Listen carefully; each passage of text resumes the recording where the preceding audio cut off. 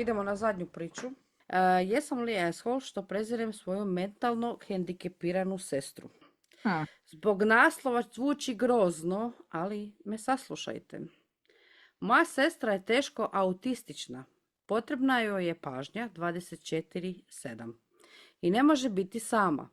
Ne priča i uopće se ne može brinuti sama o sebi.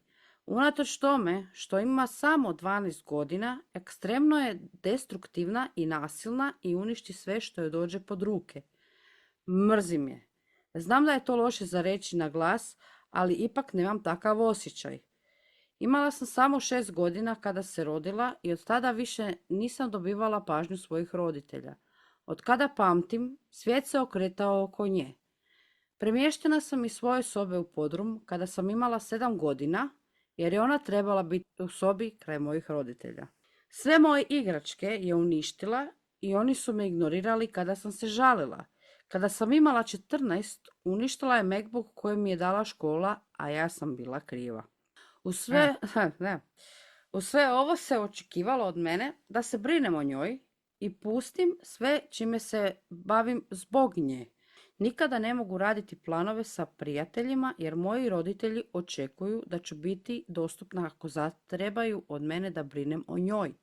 Čak i ako nekako dobijem vremena za sebe, traženo je od mene da dođem ako me trebaju. Ukoliko to ne napravim, sam kažnjena.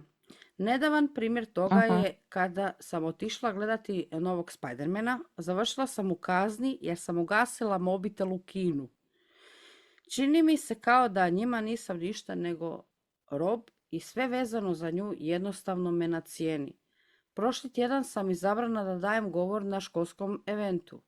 Bila sam tako uzbuđena i roditelji su mi obećali da će doći, ali nikada se nisu pojavili i tvrdili da je to zbog moje sestre. Svaki put kad se ovako nešto meni dogodi, oni su uvijek previše zaokupljeni njom. Toliko sam to dugo držala u sebi i napokon se danas izlilo. Kada sam razgovarala sa tatom o fakultetima, šalio se da bi mi trebala diploma koja se isplati, da kada njih ne bude, da se mogu brinuti o svojoj sestri.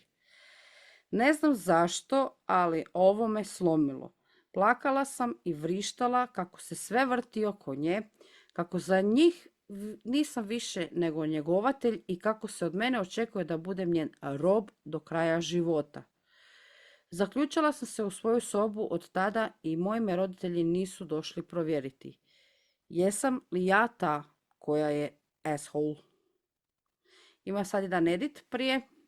Wow, hvala vam ekipa za svu podršku i ljubav koju ste mi dali. Nikada nisam očekivala da će ovaj post doseći toliku popularnost. Nakon što sam o svemu ovome razmišljala zadnjih nekoliko sati, u pravu ste da ne prezirem svoju sestru. Nije ona kriva što se takva rodila. Roditelji su došli razgovarati sa mnom nakon mog sloma, ali se nisam mogla nagovoriti da razgovaram s njima i samo sam plakala i tražila od njih da odu. Dogovorili su se sa mojim djedom da ostanem kod njega za sada i upravo se pakiram. Moji roditelji žele razgovarati sa mnom, ali sam se odlučila da je najbolje za sad otići da mogu imati malo prostora i vremena za sebe da se smirim. Razgovarat ćemo kasnije ovaj tjedan o cijeloj situaciji. Još jednom hvala za svu ljubav i podršku tokom ovog svega.